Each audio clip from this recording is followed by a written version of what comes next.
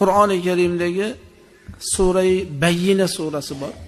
Qur'onda Bayyina surasi ham shundan iborat ekan. Lam yakunil ladina kafaru min ahli al-kitabi wal mushrikina munfakina hatta ta'tiyahumul bayyina.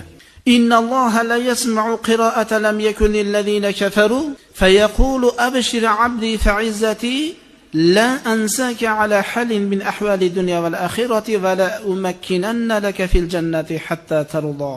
Alloh jalla va ala dedilar payg'ambarimiz sollallohu alayhi vasallam. Lam yakunil ladina kafaru surasini eshitgan vaqtida aytadiki, xush xabar bering meni bandam. Shu lam yakunda o'qiyotgan odamga xush xabar bering.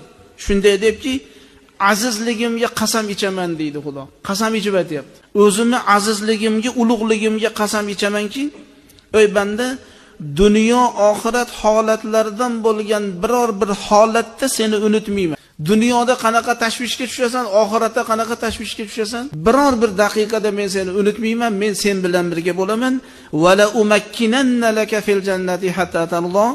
Sen uchun jannatda shunday bir makon joy tayyorlab beramanki, sen ana shu tushgan joyingdan rozi bo'lasan. Lam yakunda o'qib qo'ygan odamga, endi uni yodlamagan odam har kuni Qur'onda ochadi, Bayyina surasini o'qib qo'yadi. Maqsad nima? Allohga yaqinlashish.